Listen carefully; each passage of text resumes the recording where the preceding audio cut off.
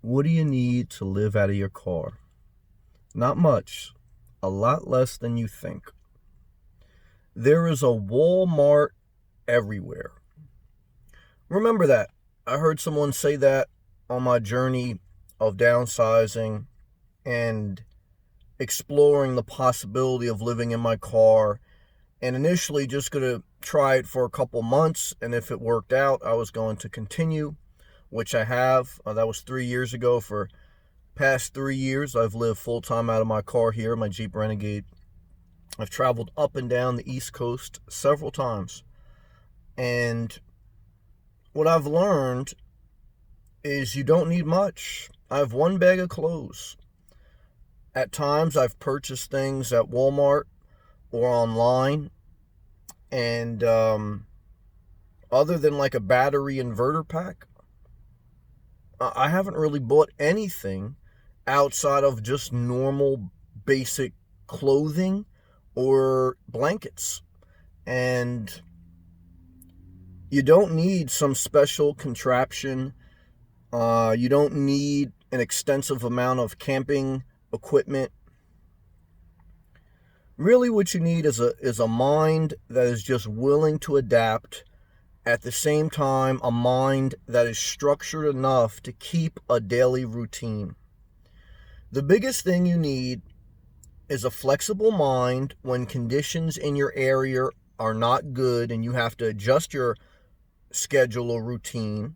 And then you need a disciplined mind once you get to a new area to establish a routine and to keep on a healthy sleep cycle.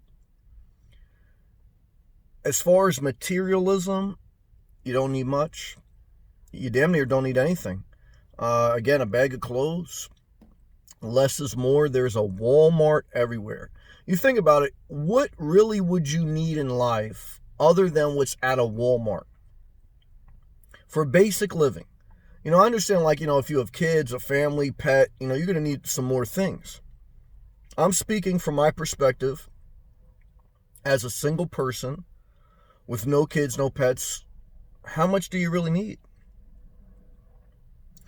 It's an interesting question, and the answer is going to be, if you peel back the layers of mental barriers, because hoarding things is a mental barrier.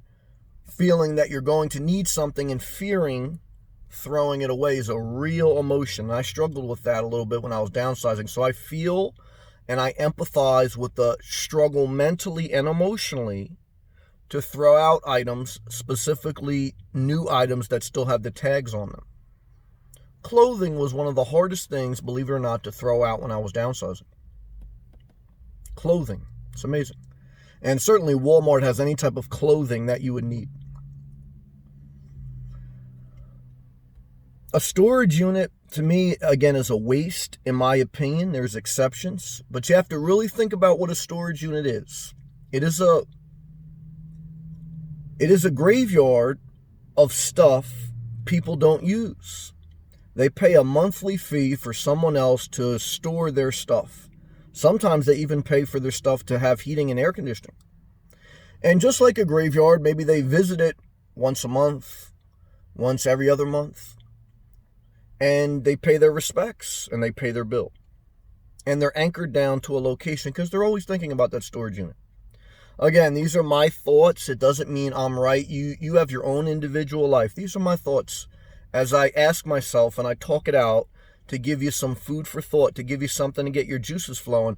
How much do you need to live on the road? And what do you really need to live out of your car? And I could tell you from my experience, my personal experience, 3 years on the road, damn near nothing.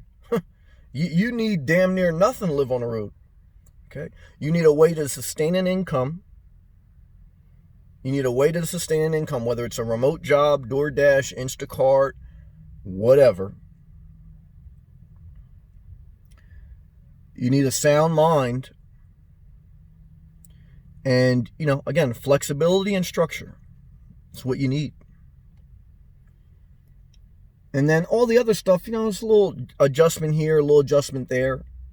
remember, if you can make it through one day, you can make it through two. If you can make it through two, you can make it through five. And then, life is just a series of days put together.